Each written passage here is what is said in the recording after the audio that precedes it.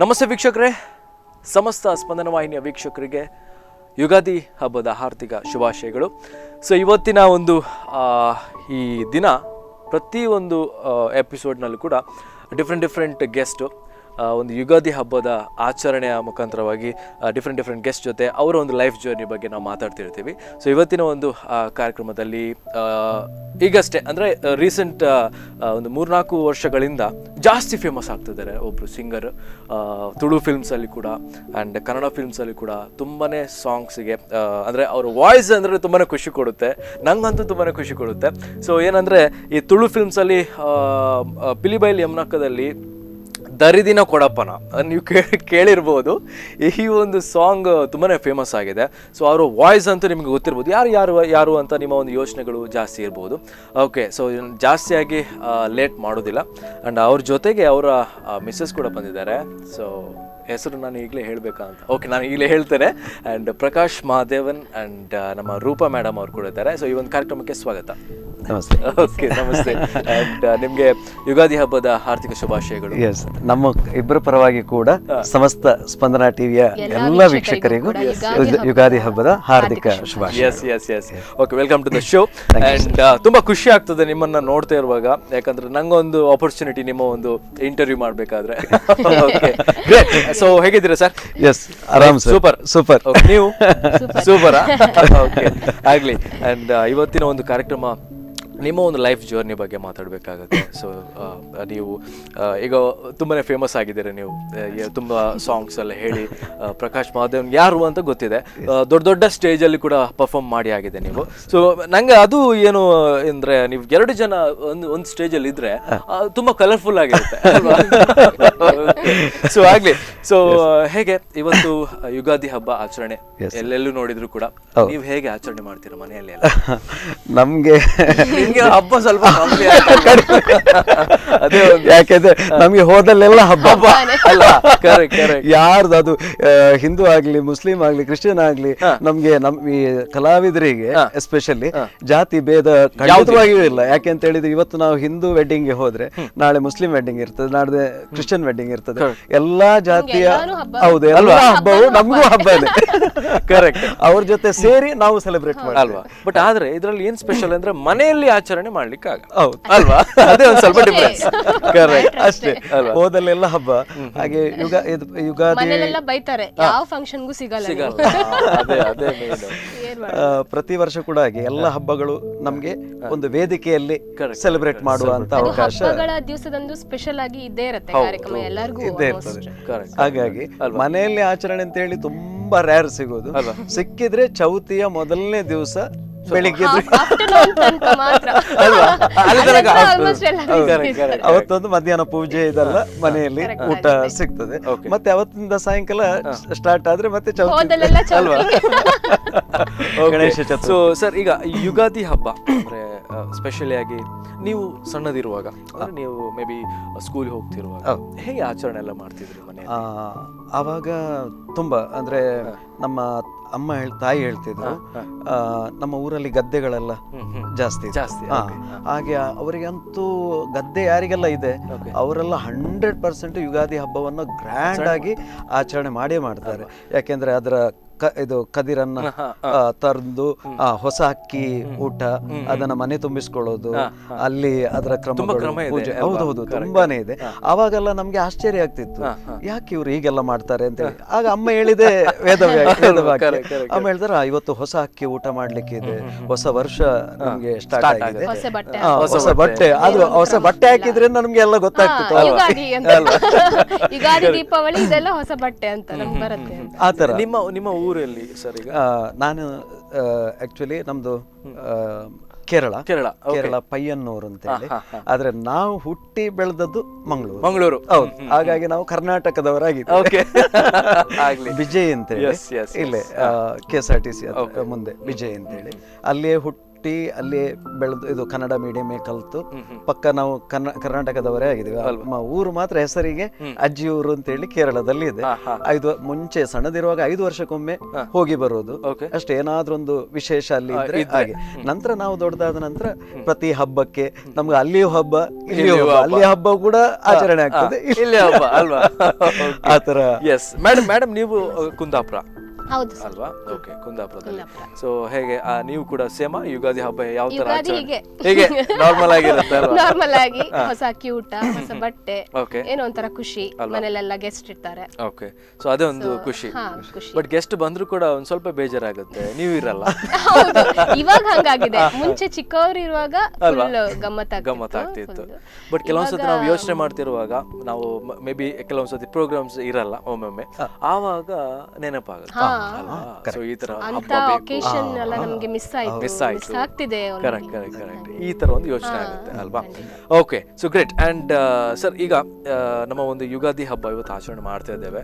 So ನಿಮ್ಮ side ನಿಂದ ಯಾವ ಸಾಂಗ್ ನಮ್ಮ ವೀಕ್ಷಕರಿಗೋಸ್ಕರ? ಅಂದ್ರೆ 4 ಸಾಲುಗಳು ವೀಕ್ಷಕರಿಗೋಸ್ಕರ ಯುಗಾದಿ ಹಬ್ಬದ ಹಾಡಿದೆ. ಅದನ್ನ ಒಂದು 2 ಸಾಲು ಎಲ್ಲರಿಗೂ ಡೆಡಿಕೇಟ್ ಮಾಡಿ. ಓಕೆ.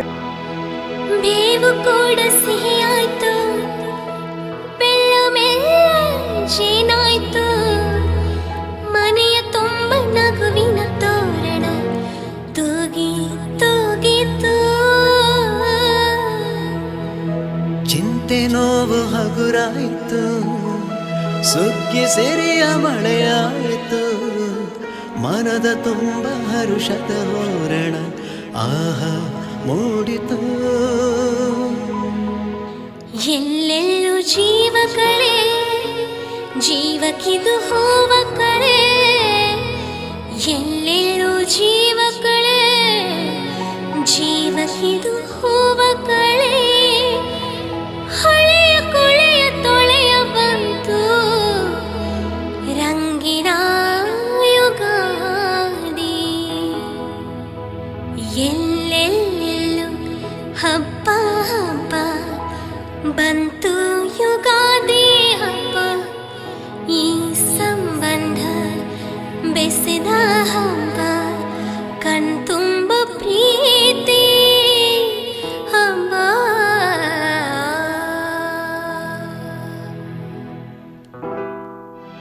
ಯುಗ ಯುಗಾದಿ ಕಳೆದರು ಯುಗಾದಿ ಮರಳಿ ಬರುತ್ತಿದೆ, ಯುಗ ಯುಗಾದಿ ಕಳೆದರು ಯುಗಾದಿ ಮರಳಿ ಬರುತ್ತಿದೆ. ಹೊಸ ವರುಷಕ್ಕೆ ಹೊಸ ಹರ್ಷವ ಹೊಸತು ಹೊಸತು ತರುತ್ತಿದೆ, ಹೊಸತು ಹೊಸತು ತರುತ್ತಿದೆ. ಯುಗ ಯುಗಾದಿ ಕಳೆದರು ಯುಗಾದಿ ಮರಳಿ ಬರುತ್ತಿದೆ, ಯುಗಾದಿ ಮರಳಿ ಬರುತ್ತಿದೆ, ಯುಗಾದಿ ಮರಳಿ ಬರುತ್ತಿದೆ. Okay, so great. ಅಂಡ್ ನಮ್ಮ ವೀಕ್ಷಕರಿಗೆ ಒಂದು 100% ಖುಷಿ ಆಗಿರ್ಬೋದು. ಈ ವರ್ಷ ಅಂತೂ 100% ಸೂಪರ್ ಆಗಿರ್ಬೋದು. Okay, great. ಅಂಡ್ ನಿಮ್ಮ ಒಂದು ಕಾಂಬಿನೇಷನ್ ನೋಡ್ತಿರುವಾಗ ನನ್ನ ಒಂದು ಮೈಂಡಲ್ಲಿ ಒಂದು ಥಾಟ್ಸ್ ಬಂತು, ಒಂದು ದಿವಸ ನೀವು ಗ್ಯಾರಂಟಿ ಒಂದು ಫೇಮಸ್ ಸಿಂಗರ್ ಆಗ್ತೀರ ನೀವು 2 ಜನ ವರ್ಲ್ಡ್ ವೈಡ್. ಓಕೆ, ಇದಂತೂ 100% ಆಶೀರ್ವಾದದಿಂದ ನಿಮ್ಮ ಆಲ್ ದಿ ಬೆಸ್ಟ್.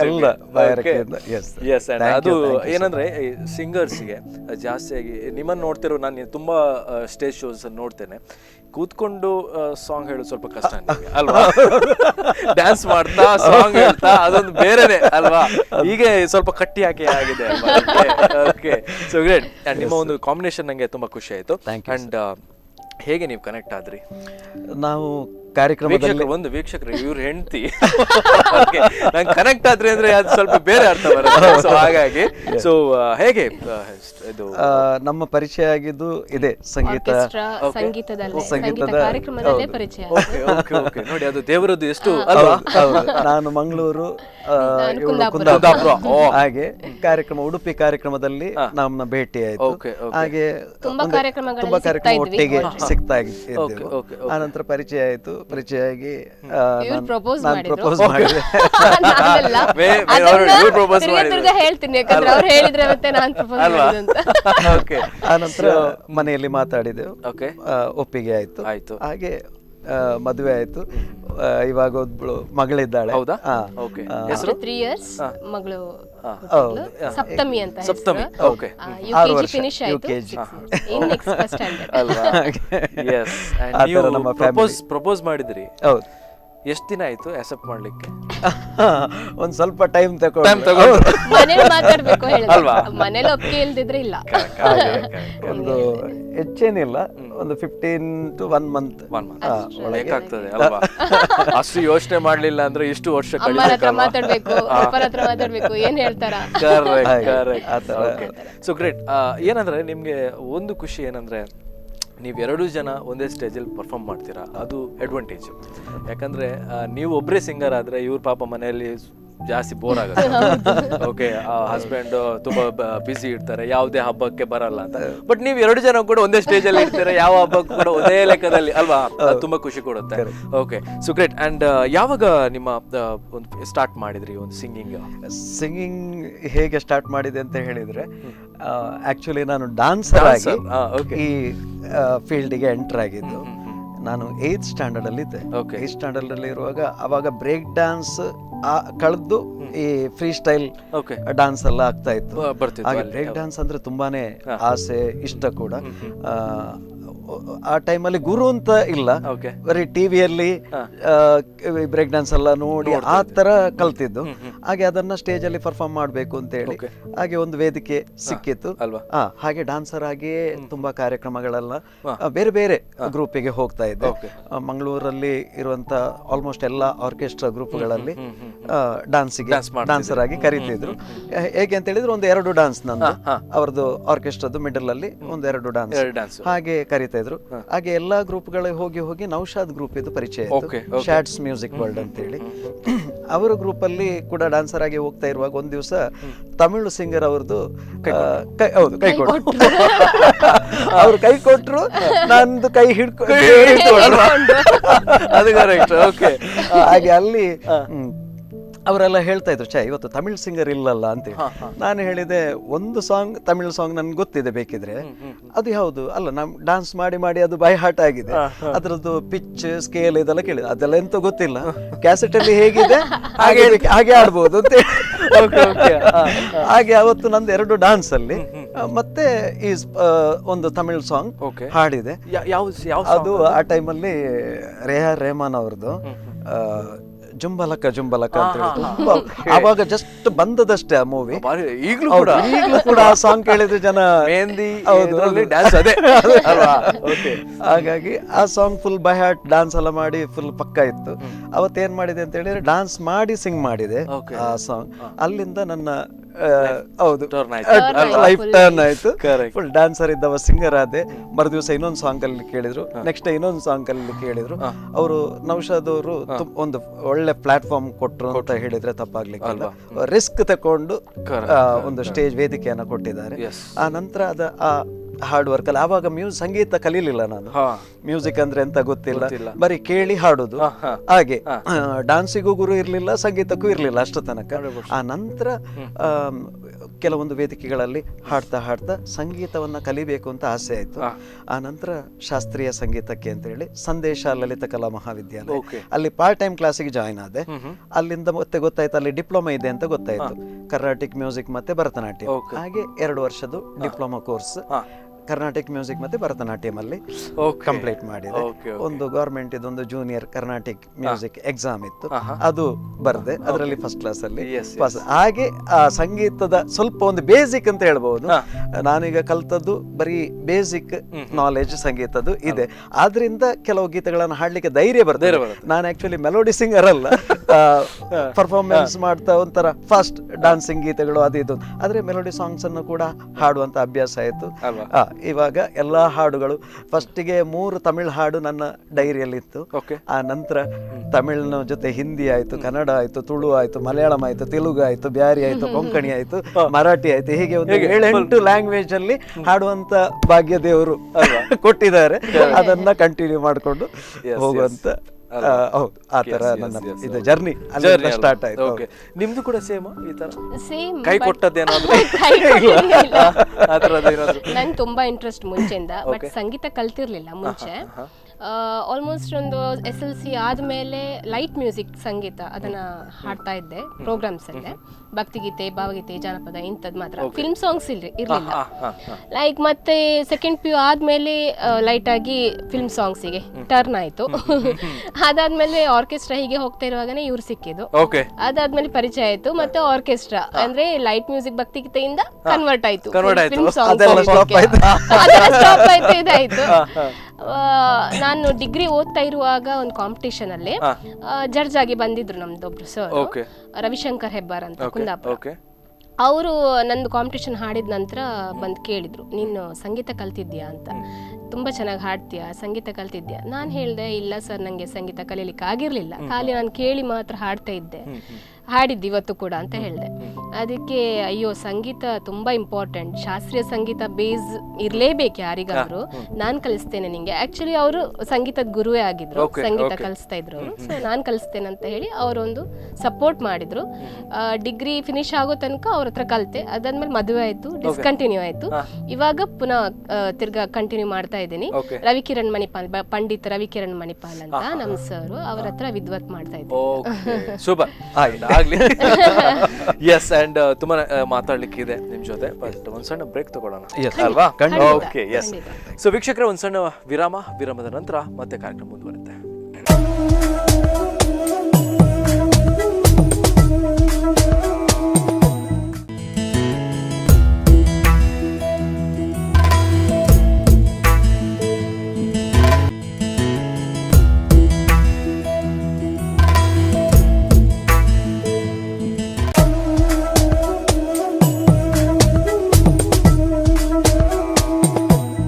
ಎಸ್, ವಿರಾಮದ ನಂತರ ಮತ್ತೆ ಕಾರ್ಯಕ್ರಮಕ್ಕೆ ಸ್ವಾಗತ, ಮತ್ತೊಮ್ಮೆ ಸ್ವಾಗತ.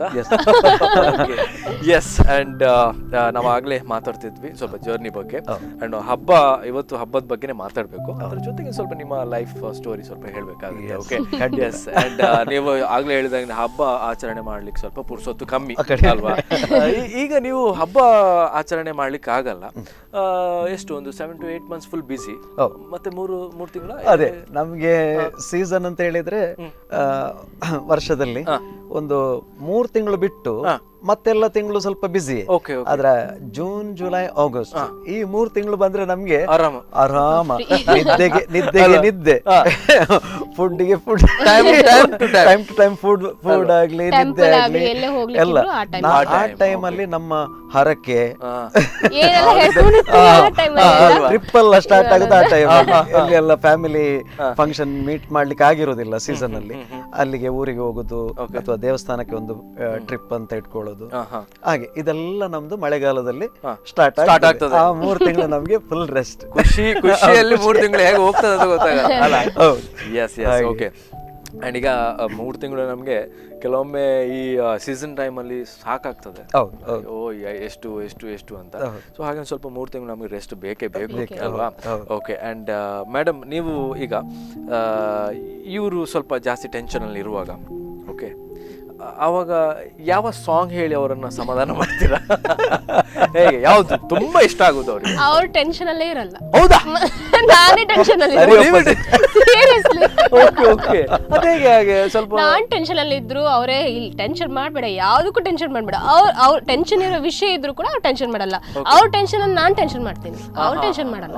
ವಿಷಯ ಅಂತ ಹೇಳಿದ್ರೆ ನಾನು ಒಂದು ಲೆಕ್ಕದಲ್ಲಿ ಡಿವೋಟಿ ಅಂತ ಹೇಳ್ಬೋದು. ಡಿವೈನ್ ಬಗ್ಗೆ ನನಗೆ ತುಂಬಾ, ಅದು ಚಿಕ್ಕಂದಿನಿಂದಲೂ ತುಂಬಾನೇ ಇಂಟ್ರೆಸ್ಟ್. ನಾನ್ ಸುಮ್ನೆ ತಮಾಷೆ ಕರಿತಾ ಇರ್ತೀನಿ, ಸ್ವಾಮೀಜಿ ಆಗ್ಬೇಕಿತ್ತು. ಅದು ಯಾಕೆ ಅಷ್ಟು ನಂಬ್ತೇನೆ ಅಂತ ಹೇಳಿದ್ರೆ, ನಾನು ಎಲ್ಲಿಯೋ ಇದ್ದವ ಯಾವುದೋ ಫೀಲ್ಡ್ಗೆ ಅಂತ ಹೇಳಿ ಯೋಚನೆ ಮಾಡಿ ಇದ್ದವ, ಇವತ್ತು ಆ ದೇವರ ಒಂದು ಇದರಿಂದಾಗಿ ಈ ತರ ಟರ್ನ್ ಆಗಿ ಲೈಫ್ ಒಂದು. ಮತ್ತೆ ಸಿಂಗಿಂಗ್ ಬಗ್ಗೆ ನನಗೆ ಸಣ್ಣದ್ರಲ್ಲಿ ತುಂಬಾ ಆಸೆ ಇತ್ತು.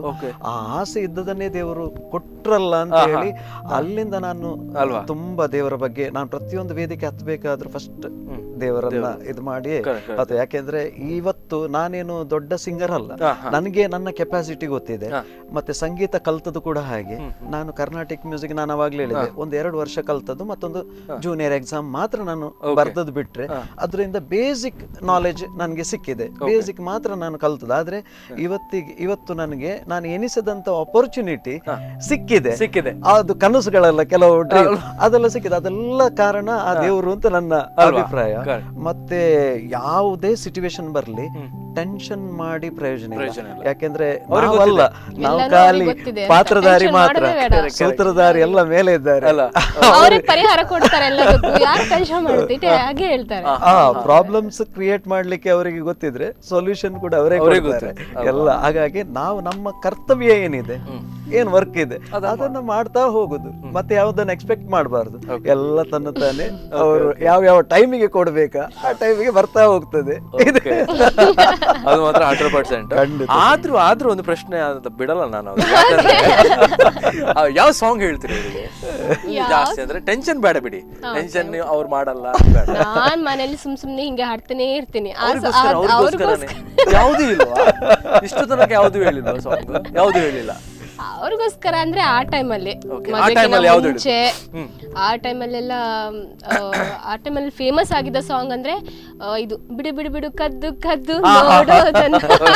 ಆ ಸಾಂಗ್ ಟೈಮಲ್ಲಿ ನಮ್ದು ಲವ್ ಆಗಿದೆ ಆಕ್ಚುಲಿ, ಅದೊಂದು ನೆನಪಿದೆ. ಆ ಸಾಂಗ್ ಜಾಸ್ತಿ ಹೇಳ್ತಿದ್ದೆ ಜಾಸ್ತಿ ಅಲ್ಲ, ಆ ಟೈಮಲ್ಲಿ ಲವ್ ಆಗಿದ್ದು, ಆ ಟೈಮಲ್ಲಿ ಅದು ಇನ್ನೂ ಕೂಡ ನೆನಪಿದೆ, ಆ ಸಾಂಗ್ ಅಲ್ಲಿ ಲವ್ ಆಗಿದ್ದು ಅಂತ. ಮತ್ತೆ ಈಗ ಅವ್ರು ಟೆನ್ಷನ್ ಅಲ್ಲಿ ಇರುವಾಗೆಲ್ಲ ಹಾಡೋದನ್ನ ತುಂಬಾ ಕಡಿಮೆ, ನಾನು ತುಂಬಾ ಕಡಿಮೆ. ಅವ್ರು ಟೆನ್ಷನ್ ಅಲ್ಲಿ ಇರೋದಿಲ್ಲ ಹೇಳ್ದಲ್ಲ, ನಾನೇ ಸುಮ್ನೆ ಸಾಂಗ್ ಬಿಡು ಬಿಡು ಕದ್ದು ಹೇಳಿದ್ರಲ್ವಾ, ಇವ್ರು ಜಾಸ್ತಿ ನೋಡ್ತಿದ್ರ ಅಂತ ನಿಮ್ಮನ್ನ? ಓಕೆ ಸರಿ, ನಿಮ್ಮ ಹತ್ರ ಸೇಮ್ ಪ್ರಶ್ನೆ. ಇವ್ರು ಜಾಸ್ತಿ ಟೆನ್ಷನ್ ಅಲ್ಲಿ ಇರುವಾಗ ನೀವ್ ಯಾವ ಸಾಂಗ್ ಹೇಳ್ತೀರಿ ಸ್ವಲ್ಪ ಸಮಾಧಾನ ಆಗ್ಲಿ? ನಾನು ಹೇಳುದು ನನಗೆ ಆಗ ನೆನಪು ಬರೋದು ಒಂದೇ ಸಾಂಗ್, ಒಳಿತು ಮಾಡು ಮನ್ಸ ನೀ ಇರೋದು 3 ದಿವಸ. ಇದು ನನ್ನ ಫೇವರೇಟ್ ಸಾಂಗ್ ಗಳಲ್ಲಿ ಫಸ್ಟ್ ಲೈನ್ ಅಲ್ಲಿ ಇದೆ. ನೆಕ್ಸ್ಟ್ ಲೈನ್ ಅಲ್ಲಿ ಇತ್ತೀಚೆಗೆ ಬಂದಂತ ನೀನೇ ರಾಮ ನೀನೇ ಶ್ಯಾಮ, ನೀನೇ ಅಲ್ಲ ನೀನೇ ಯೇಸು, ಶಕ್ತಿ ಒಂದೇ, ಹೆಸರು ಮಾತ್ರ ಅದಕ್ಕೆ ಬೇರೆ ಬೇರೆ ಕರಿತೇವೆ ನಾವು. ಹಾಗಾಗಿ ಅದರಲ್ಲಿ ಆ ನಾಗೇಂದ್ರ ಪ್ರಸಾದ್ ಅವರು ಹಾಡನ್ನ ಗೀತೆಯನ್ನ ಬರೆದಿದ್ದಾರೆ.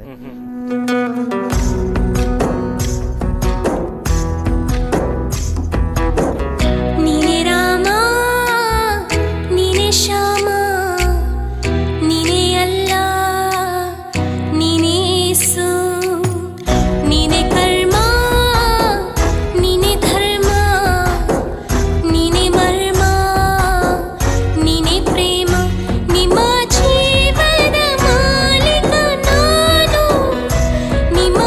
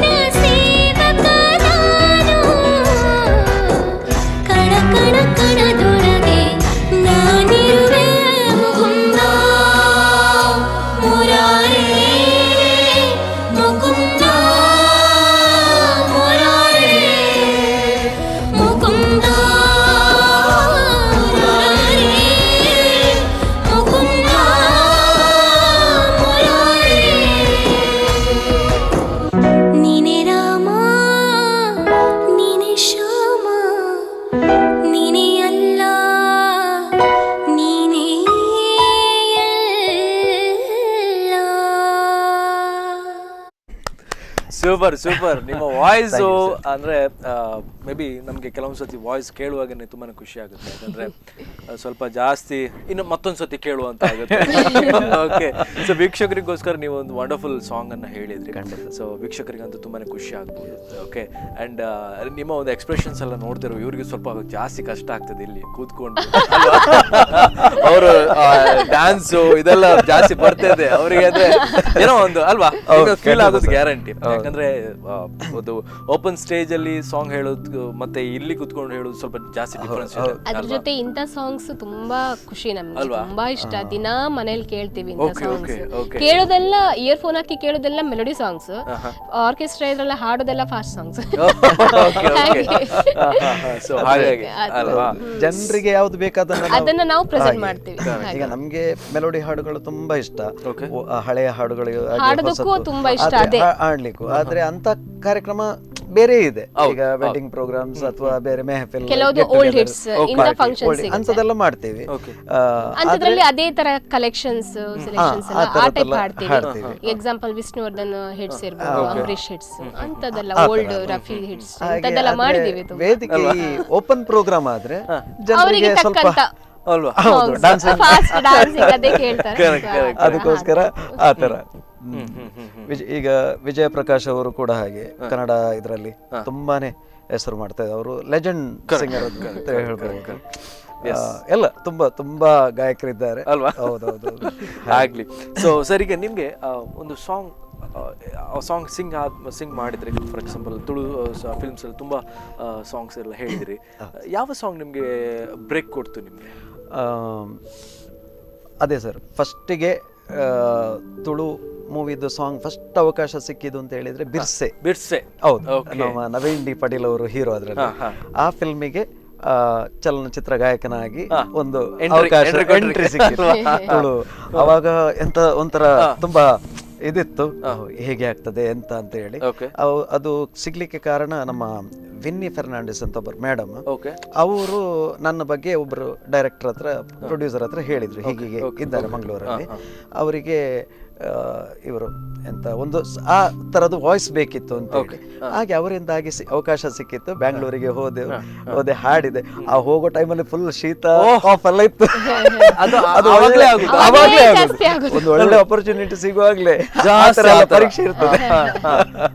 ಆದ್ರೂ ಹೋದೆ, ಹಾಡಿದೆ, ಅವರಿಗೆ ಇಷ್ಟ ಆಯ್ತು ಸರ್. ಇಷ್ಟ ಆಗಿ ಫಸ್ಟ್ ಮೂವಿಯಲ್ಲಿ ಹಾಡು ಅಂತ ಫೈನಲ್ ಮಾಡಿ. ಯಾವ ಸಾಂಗ್ ಅದರಲ್ಲಿ ಹಾಡಿದ್ರಿ ಸರ್? ಅದರಲ್ಲಿ ತಾಮರೆ ಪೂವೆ ಅಂತ ಹೇಳಿ, ಅದು ಪಕ್ಕ ಮೆಲೋಡಿ ಸಾಂಗ್.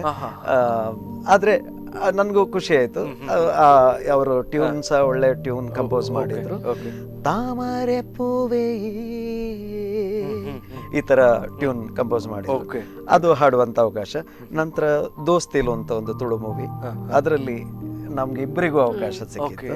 ಅದು ಫಿಲ್ಮ್ ಯಾವ್ದು ಹಿಟ್ ಆಗ್ತದೆ ಅದು ಮಾತ್ರ ಜನರಿಗೆ ಗೊತ್ತಾಗ್ತದೆ. ಕೆಲವು ಫಿಲ್ಮ್ ಹಿಟ್ ಆಗದಿದ್ರೆ ಗೊತ್ತಾಗಲ್ಲ. ನೀವು ಗೊತ್ತಾಗಿದ್ದು ನಮ್ಮ ಪಿಲಿಬೈಲಿ ಹೌದು, ದರಿದಿನ ಕೊಡಪಲ್ಲ, ಅದ್ರಲ್ಲಿ ಸ್ವಲ್ಪ ಅದು ಬ್ರೇಕ್ ಅಂತ ಹೇಳ್ಬೋದು. ಅದು ಬ್ರೇಕ್. ಎಸ್, ಕಿಶೋರ್ ಕುಮಾರ್ ಶೆಟ್ಟಿ ಅವರಿಗೆ ಖಂಡಿತವಾಗಿಯೂ ನನ್ನ ಯಾವಾಗ್ಲೂ ಒಂದು ನಮಸ್ಕಾರ ಇದ್ದೇ ಇದೆ. ಅವರು ಆ ಸಾಂಗ್ ಅನ್ನ ನನ್ಗೆ ಕೊಟ್ಟಿದ್ದು. ಆದ್ರಿಂದ ಮತ್ತೆ ಬೆನ್ನಿಗೆ ಒಂದೊಂದೊಂದೊಂದು Jugari, my name is Sannappa, ದಗಲ್ ಬಾಜಿಲು, ಮತ್ತೆ ಇವಾಗ ಮೊನ್ನೆ ರಿಲೀಸ್ ಆಯ್ತು ಕಂಬಳ ಬೆಟ್ಟು ಭಟ್ರೆ ನಮಗಲ್ಲ, ಅದ್ರಲ್ಲಿ ಒಂದು ಹಾಡಿತ್ತು. ಕಟ್ಪಾಡಿ ಕಟ್ಟಪ್ಪ ನಾಡ್ದು 21 ಬತ್ತಕ್ಕೆ ರಿಲೀಸ್ ಇದೆ, ಅದ್ರಲ್ಲಿದೆ. ಹಾಗೆ ಎರೆಗಾವ್ಯ ಕಿರಿಕಿರಿ ವಿ ಮನೋಹರ್ ಸರ್ ಇದ್ದು. ಹಾಗೆ ಒಂದೊಂದೊಂದೊಂದೊಂದೇ ಒಂದು 11 ತುಳು ಮೂವಿ ಈಗ ಆಲ್ರೆಡಿ ಹಾಡಿ ಆಯ್ತು ಸರ್. ಹಾಗೆ ಕನ್ನಡದಲ್ಲಿ ಒಂದು 5 ಕನ್ನಡ ಮೂವಿಗೆ ಹಾಡುವಂತ ಅವಕಾಶ ಸಿಕ್ಕಿತ್ತು. ಫಸ್ಟ್ ಸಿಕ್ಕಿದ್ದು ಗಂಧದ ಕುಡಿ, ಅದು ಇವಾಗ 29ಗೆ ನಾಡ್ದು ರಿಲೀಸ್ ಇದೆ. ಒಂದು ಎಕ್ಸಾಮ್, ಮಕ್ಕಳ ಬಗ್ಗೆ, ಮಕ್ಕಳದ್ದು ಎಕ್ಸಾಮ್ ಅಲ್ಲ ಈಗ ನಡೀತಾ ಇದೆ, ಅದರ ಬಗ್ಗೆ ಒಂದು ಸಾಂಗ್ ಮಾಡಿದ್ದಾರೆ. ಅದು ಆಡಿಯೋ ರಿಲೀಸ್ ಆಯ್ತು ಮೊನ್ನೆ, ನಾಡ್ದು 29ಗೆ ಫಿಲ್ಮ್ ರಿಲೀಸ್ ಆಗ್ತಾ ಇದೆ. ಸೊ ನಂಗೆ ಅದು ಪಿಲಿಬೈಲಿ ಅಮ್ಮನ ಸಾಂಗ್ ಹೇಳ್ಬೋದಾ? ಜಸ್ಟ್ ಖಂಡಿತ ಒಂದು ಸಣ್ಣ ಲೈನ್, ಒಂದು ವಿದೌಟ್ ಮ್ಯೂಸಿಕ್. ಈಗ ಬೇರೆ ಸಾಂಗ್ ಗೀತೆಗಳೆಲ್ಲ ಈ ತರ ಇದೆ ವಾಯ್ಸ್ ಅಲ್ಲಿ. ಈಗ ನಾವು ಹೇಗೆ ಹಾಡ್ತೇವೆ ನಮ್ಮ ಓನ್ ವಾಯ್ಸ್ ಅಲ್ಲಿ.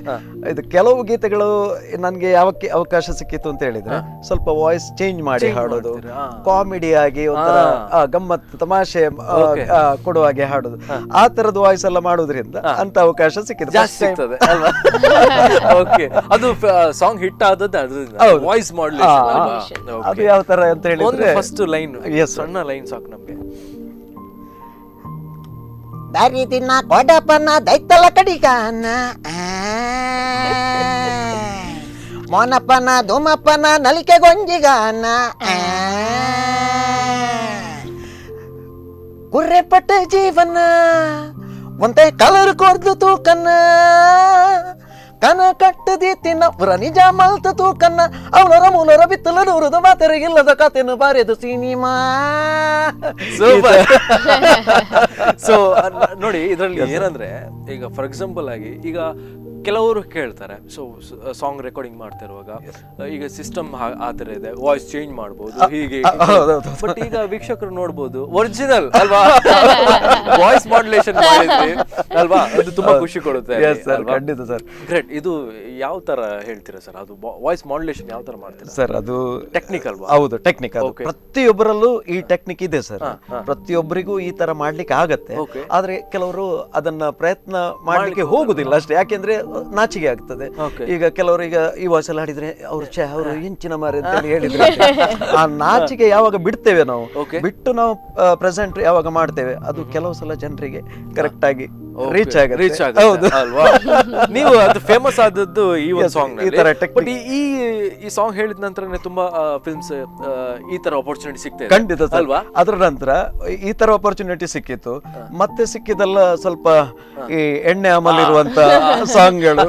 ಯಾವ್ದದು ಇನ್ನೊಂದು ಯಾವ್ದೋ ಸಾಂಗ್ ಹೇಳಿದ್ರಿ, ನೆಕ್ಸ್ಟ್ ಯಾವ್ದೋ ಒಂದು ಕಟ್ಪಾಡಿ. ಹೌದು, ಅದ್ರಲ್ಲಿ ಪಕ್ಕ ಲವ್ ಸಾಂಗ್. ಲವ್ ಬ್ರೇಕ್ ಆಗಿ ಸ್ವಲ್ಪ ಆ ತರ ಫೀಲ್ ಅಲ್ಲಿ ಇದು ಲವ್ ಇದೆ, ಇದು ಇದೆ. ಮೊನ್ನೆ ಪಾಪಿ ಚಿರಾಯು ಅಂತ ಹೇಳಿ ಒಂದು ಕನ್ನಡ ಮೂವಿ, ಅದೇ ಆಡಿಯೋ ರಿಲೀಸ್ ಆಯ್ತು. ಅದರಲ್ಲಿ ಕೂಡ ಸಿಕ್ಕಿದ್ದು ಸ್ವಲ್ಪ ಈ ಎಣ್ಣೆ ಸಾಂಗ್. ಕಂಡ ಮೊದಲ ನೋಟದಲ್ಲೇ ಕೊಲ್ದಾಳೆ ಅಣ್ಣ, ಯಾಕೆ ಅಂತ ಕೇಳೋಕೋದ್ರೆ ಬೈತಾಳೆ ನನ್ನ, ಈ ತರ ಫೀಲ್. ಅಂದ್ರೆ ನೀವು ಸಾಂಗ್ ಹೇಳ್ತಾರೋ ನೀವು ಕೂಡ ಮಾಡ್ಲೇಬೇಕು, ಕುಡಿಯೋದಿದ್ರು ಕುಡ್ದಾಗೆ ಮಾಡ್ಬೇಕು ಅಲ್ವಾ? ಕಟ್ಪಾಡಿ ಕಟಪದಲ್ಲಿ ಒಂಥರ ಲವ್, ಅದು ಲವ್ ಮಿಕ್ಸ್ ಅಂತ ಹೇಳ್ಬೋದು. ಚೋರಿ ಚೋರಿ ಮಲ್ಲಿಗೆ ದಂಡು ಸ್ವರ್ಗದ ಎಂಟ್ರಿ ಟಚಿಂಗ್, ಪ್ಯಾರಿ ಪ್ಯಾರಿ ಮಾಯ ಚಂದ್ರನ ತುಂಡು ಕಾಮನ ವಿಲ್ಲೆ ಶೇಕಿಂಗ್, ಚೋರಿ ಚೋರಿ ಮಲ್ಲಿಗೆ ದಂಡು ಸ್ವರ್ಗದ ಎಂಟ್ರಿ ಟಚಿಂಗ್, ಈ ತರ ಸಾಂಗ್. ಈ ಸಾಂಗ್ ಹೇಳ್ತಾರೋ ಇವ್ರು ನಿಮ್ಮ ಮೈಂಡ್ ಅಲ್ಲಿ ಇದ್ರ ಆತರ ಇತ್ತ ಏನಾದ್ರು? ಇಲ್ಲ ಸರ್, ಅದು ಇಲ್ಲ. ಅದು ಮಾತ್ರ ಅಲ್ವಾ? ಓಕೆ, ಸೊ ಮತ್ತಷ್ಟು ಮಾತಾಡಕ್ಕಿದೆ, ಒಂದ್ ಸಣ್ಣ ಬ್ರೇಕ್ ತಗೊಳ್ಳೋಣ. ಓಕೆ, ಸೊ ವೀಕ್ಷಕರೇ, ಒಂದ್ ಸಣ್ಣ ವಿರಾಮದ ನಂತರ ಮತ್ತೆ ಕಾರ್ಯಕ್ರಮ ಮುಂದುವರುತ್ತೆ.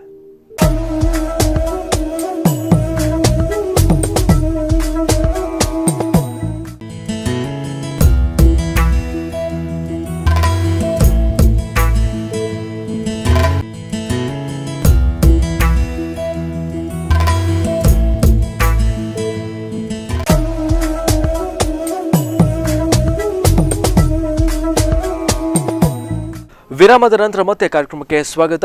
ಸರ್, ಈಗ ಯಾವ ಸಾಂಗ್ ಹೇಳ್ತೀರಾ? ಈಗ ಅದೇ ಸೋನು ನಿಗಮ್ ಮತ್ತೆ ಶ್ರೇಯಾ ಘೋಷಾಲ್ ಅಂದ್ರೆ ಎಲ್ರಿಗೂ ಇಷ್ಟ, ನಮಗೂ ಇಷ್ಟ.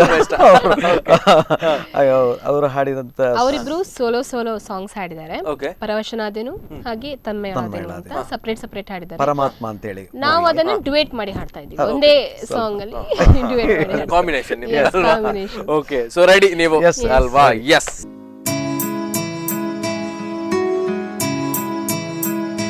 ತನ್ಮಯಳಾದೆನು ತಿಳಿಯುವ ಮುನ್ನವೇ, ಕಣ್ಮರೆಯಾಗಲೇ ಹೇಳು ಮರೆಯುವ ಮುನ್ನವೇ, ನಿನ್ನಲ್ಲಿ ಜೀವವನ್ನು ಅಡವಿಟ್ಟು ಬಂದೆ ನಾನು, ಕಣ್ಮುಚ್ಚಿ ನಾ ಓದಲೆ ಪುಟವೊಂದನು ಹರಿಯುವ ಮುನ್ನವೇ, ಪರವಶನಾದೆನು ಅರಿಯುವ ಮುನ್ನವೇ, ಪರಿಚಿತನಾಗಲಿ ಹೇಗೆ ಪ್ರಣಯಕ್ಕೂ ಮುನ್ನವೇ. Super super super and super ಆದ ಸಾಂಗ್ ಅನ್ನ ನೀವು ಅಂದ್ರೆ ನಿಮ್ಮ ಸರ್ ಈಗ ಯಾವ ಸಾಂಗ್ ಅನ್ನ ಅಂದ್ರೆ ಇವಾಗ ಅವಳು ಮೆಲೋಡಿ ಸಾಂಗ್ಸ್ ಅಲ್ಲೇ ಫೇವರೇಟ್ ಸಾಂಗ್ ಅಂತ ಹೇಳ್ಬೋದು. ಓಕೆ ಓಕೆ ಸೊ ನೀವು ರೆಡಿ? ಎಸ್.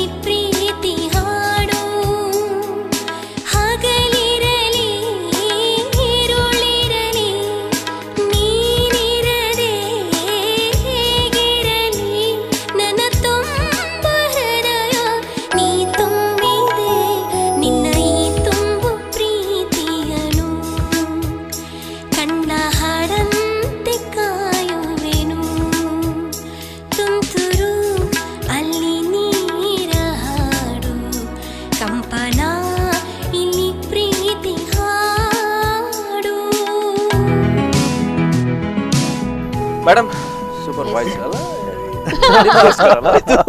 ಅವಳು ಮೆಲೋಡಿ ಸಾಂಗ್ಸ್ ಅಲ್ಲೇ ತುಂಬಾ ಫೇಮಸ್ ಅಲ್ವಾ? ನಾನು ಫಾಸ್ಟ್ ಸಾಂಗ್ಸ್ ಹಾಗೆ.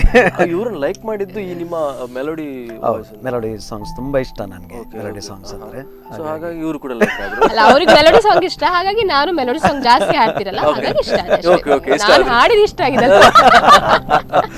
ಓಕೆ ಆಗ್ಲಿ. ಸೊ ಇದು ನೀವು ಹೇಳಿರುವಂತ ಸಾಂಗ್ ಎವರ್ಗ್ರೀನ್ ಅಲ್ವಾ? Evergreen. ಮೇಡಮ್ ಅವರು ನಿಮ್ಗೆ ಒಂದು ಸಾಂಗ್ ಅನ್ನ ಹೇಳಿದ್ರು, ನೀವು ಯಾವ ಸಾಂಗ್ ಇದೊಂದು ನೋಡ್ಬೇಕೀಗ ಚಾಲೆಂಜ್. ನಮ್ದೊಂದು ಸ್ಪೆಷಲ್ ಸಾಂಗ್ಸ್ ಇದೆ ಎಲ್ಲ ಗಂಡಸರಿಗೋಸ್ಕರ.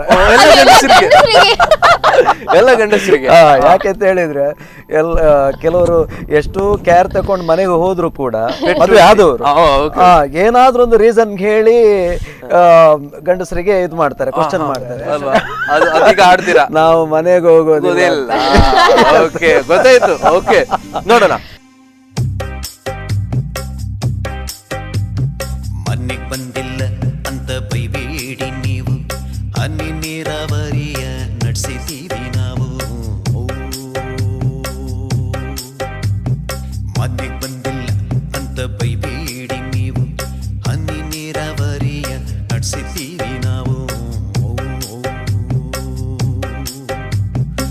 15 ನಿಮಿಷದಲ್ಲಿ ಬರ್ತೀನಿ ಅಂತ ನಾನು ಆಗ್ಲೇ ಮೆಸೇಜು ಮಾಡಿಲ್ವ ಚಿನ್ನ, ಆಗ್ಲೇ ಮೆಸೇಜು ಮಾಡಿಲ್ವ. ಬರ್ಲಿಲ್ಲ ಅಂತ ಅಂದ್ರೆ ಅದೇ ಮೆಸೇಜು ತಿರ್ಗ ಓದೋಕೆ ನಿಂಗೆ ಆಗಲ್ವ? ಯಾಕೆ ಕರೆನ್ಸಿ ಮೊನ್ನೆ ಹಾಕ್ಸಿಲ್ವ? ನಾವು ಮನೆಗೆ ಹೋಗೋದಿಲ್ಲ, ನಾವು ಮನೆಗೆ ಹೋಗೋದಿಲ್ಲ, ನಮ್ಗೆ ಬಾಗ್ಲು ತೆಗಿಯೋರಿಲ್ಲ. ಇಲ್ಲ ಇಲ್ಲ ಇಲ್ಲ ಇಲ್ಲ, ನಾನು ಮನೆಗೆ ಹೋಗೋದಿಲ್ಲ. ಇಲ್ಲ. Okay, super. ಈಗ ನೀವು ಮನೆ ಹೋಗ್ತೀರಾ?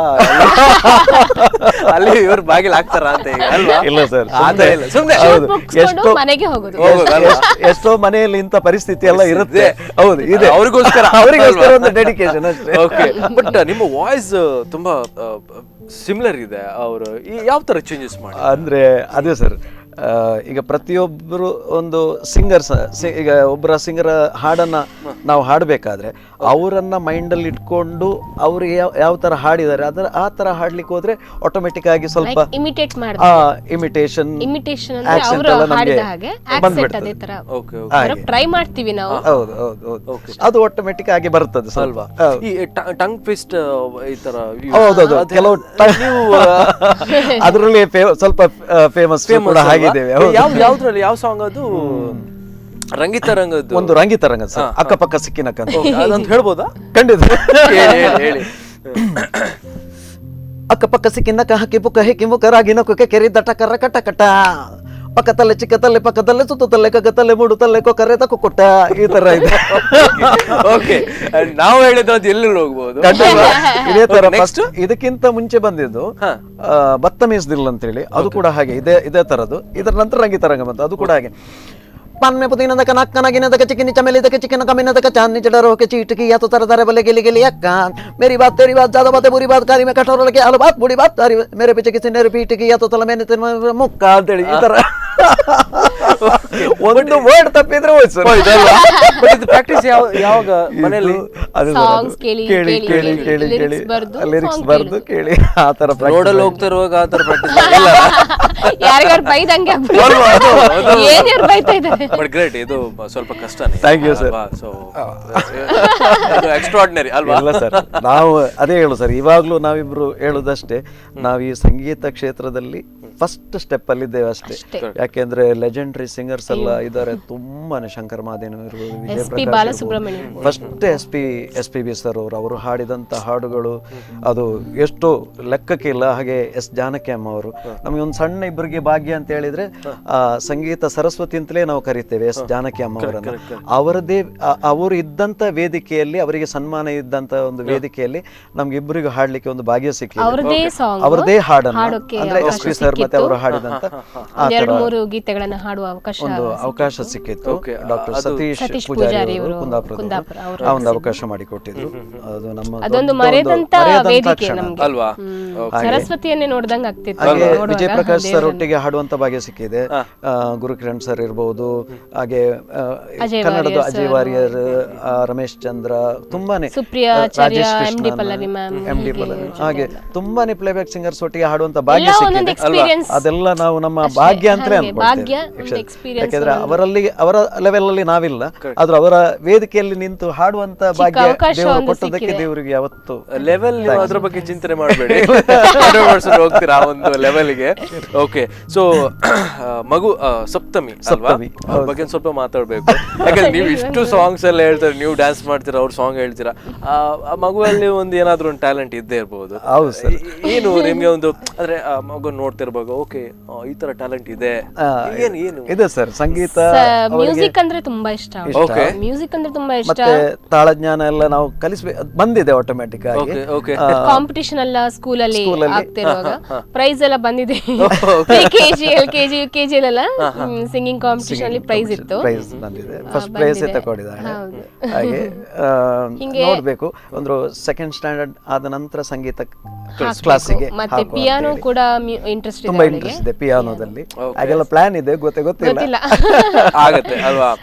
ಅಂದ್ರೆ ಟ್ಯಾಲೆಂಟ್ಸ್ ಇದ್ರೆ ಅದಕ್ಕೊಂದು ಸಪೋರ್ಟ್ ಕೊಡ್ಬೇಕು ಅಲ್ವಾ?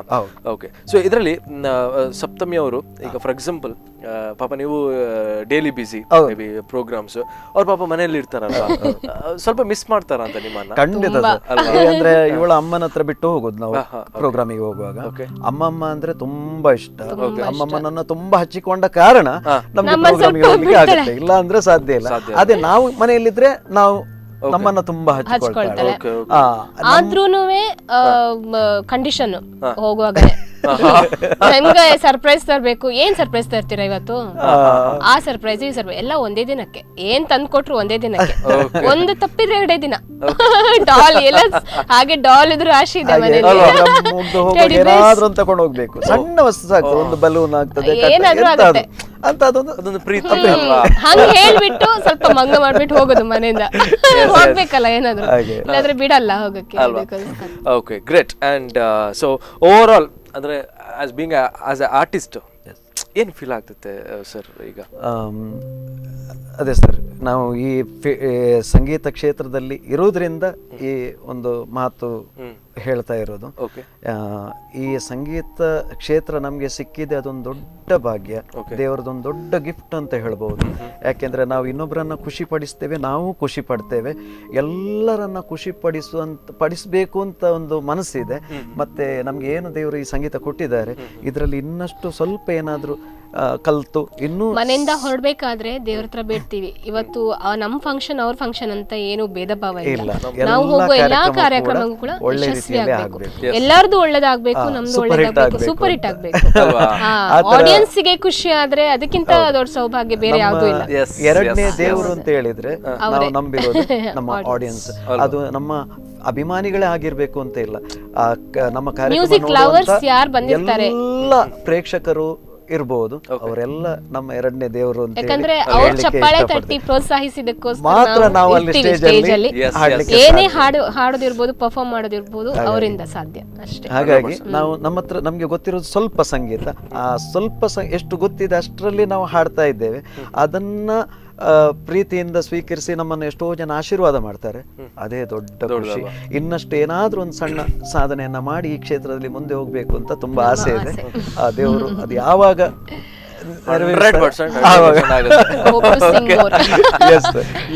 ಸೊ ಮತ್ತೊಮ್ಮೆ ಹಬ್ಬದ ಬಗ್ಗೆ ಸ್ವಲ್ಪ ಮಾತಾಡ್ಬೇಕು. ಹೇಗೆ ಆಚರಣೆ ಇವತ್ತಿನ ದಿನ, ಏನ್ ಪ್ಲಾನ್ ಮಾಡ್ಕೊಂಡಿದ್ದೀರಾ? ಆಕ್ಚುಲಿ ಕೇರಳ ಅಂದ್ರೆ ಅಲ್ಲಿ ವಿಶು ಅಂತ ಹೇಳ್ತಾರೆ.